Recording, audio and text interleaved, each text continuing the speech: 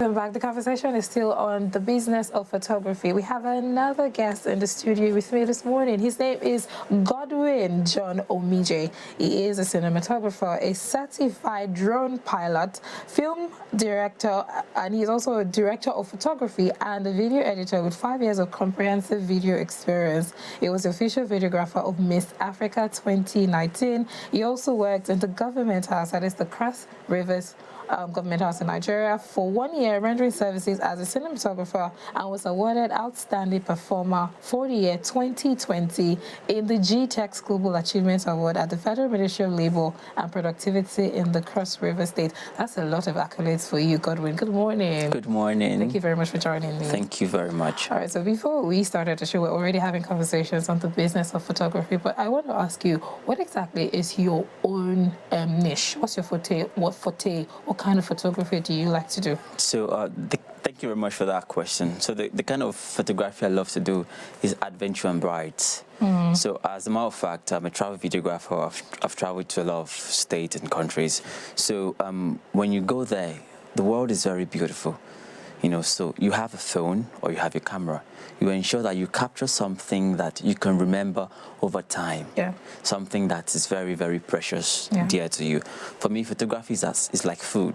Okay. Yes, photography is like food. Why? So, because you have to breathe with it. Yeah. So, why I choose adventure and brides is because weddings are very, very special. Yes. And then I'm someone who is able to connect with people's emotions. I love to smile.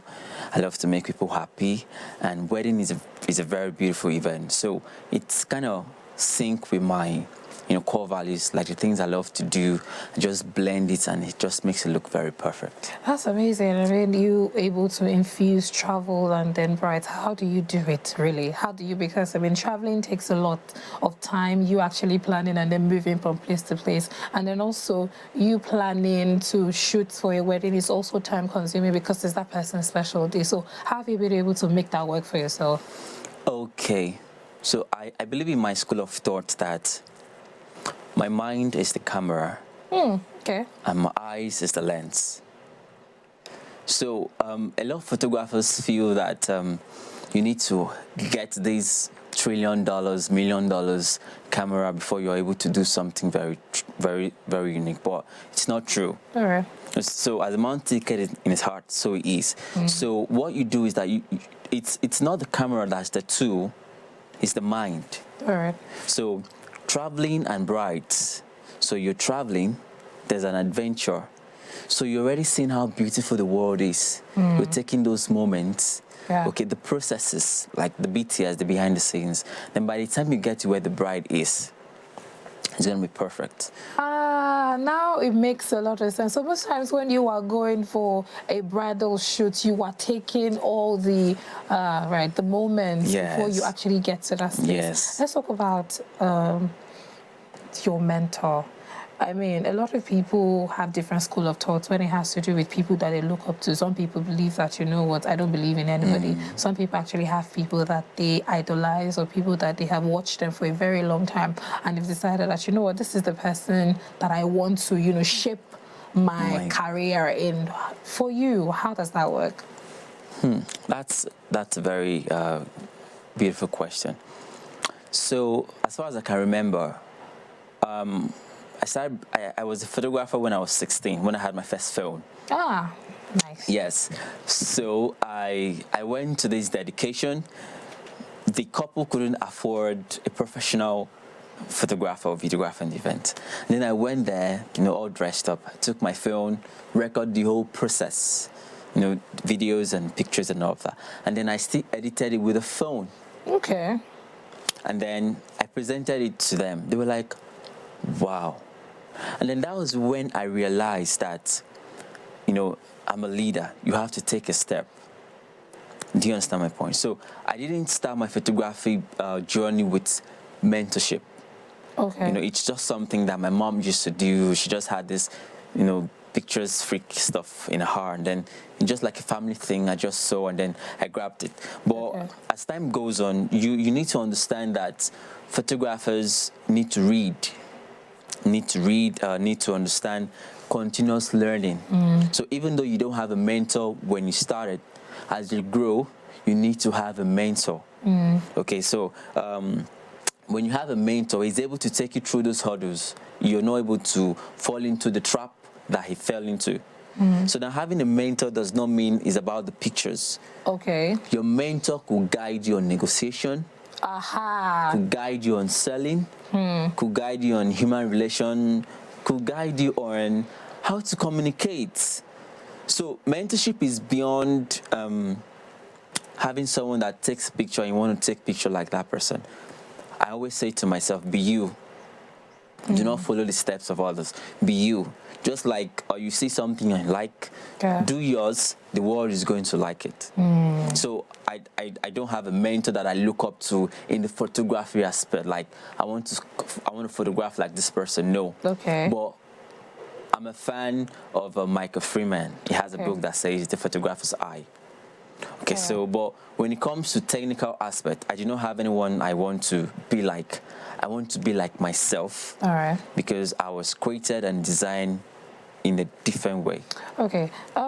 You know, the business of photography is different from other businesses because it has to, well, they have similarities, but then each person has his own way of doing things. Negotiations, like you've mentioned earlier, pricing, handling the customer relations and all of that. So how do you do it? How do you determine that, okay, so this is the amount that I'll be charging for this particular shoot, this is the amount I'm charging for this event, and then how do we, and also, we're going to discuss contracts, but then let's talk business.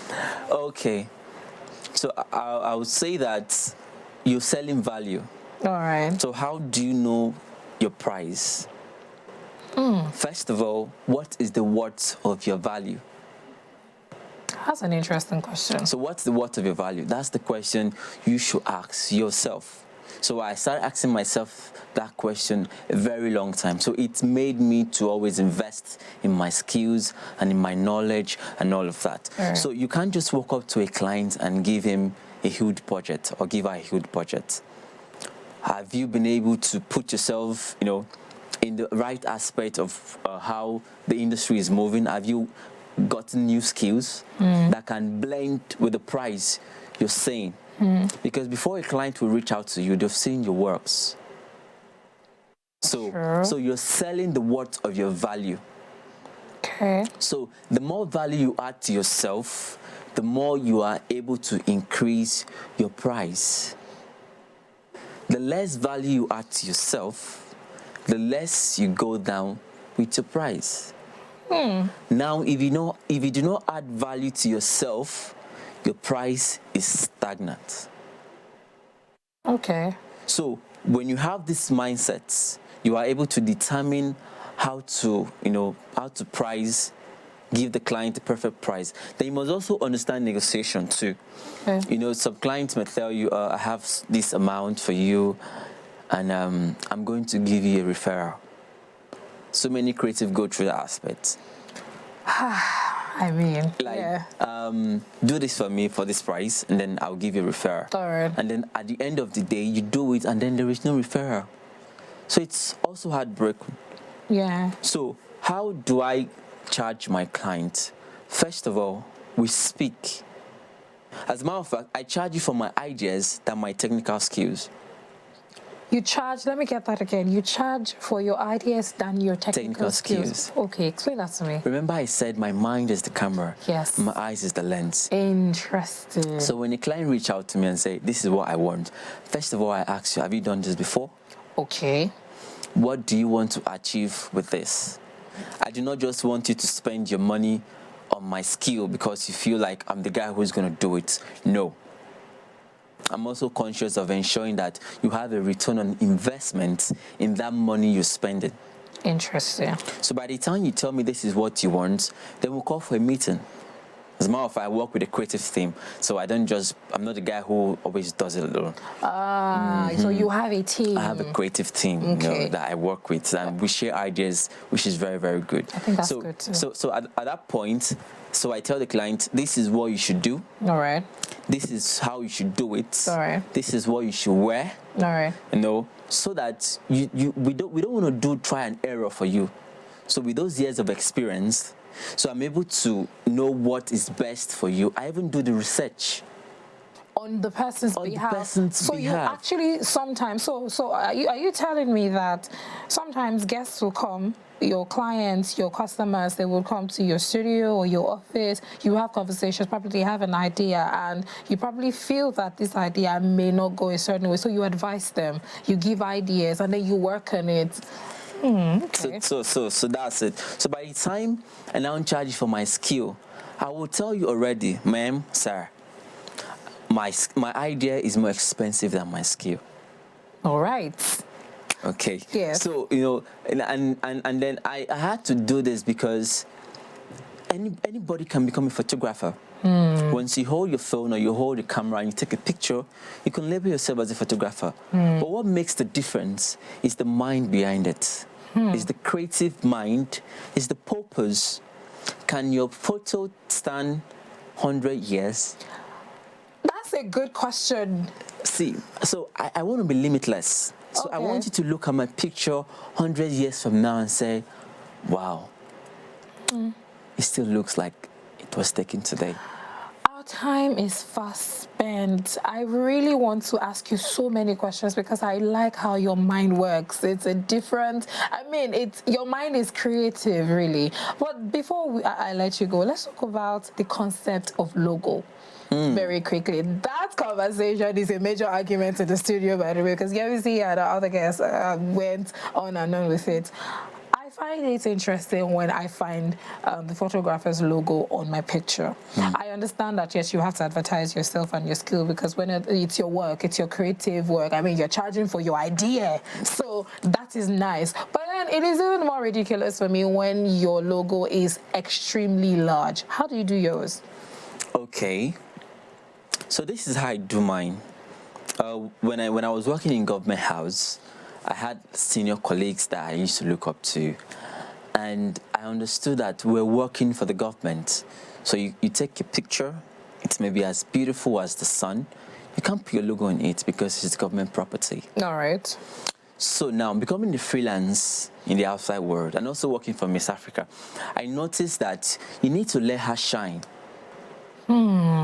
So working for Miss Africa, I didn't have to, you know, even in the videos, put my logo all through all of that. No, let her shine.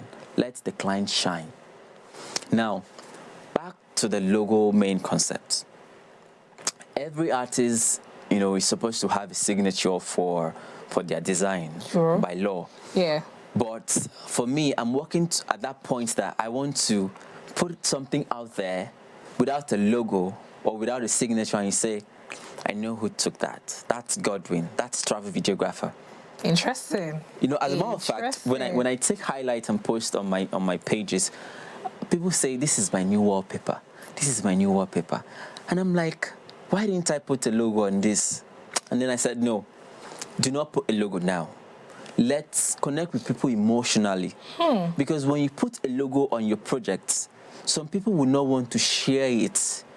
Because they will feel they are sponsoring you, they are advertising you. Well, take it or leave it. If I'm using your work, I'm kind of advertising you. Godwin, we're going to have this conversation some other time. We really have to go. We're probably going to have a part 2 where you and I will converse and break some of these other things down when it has to do with creativity and expand it to cinematography, of course, and all that you do. But thank you so much for joining me this morning. It has been an amazing conversation with you.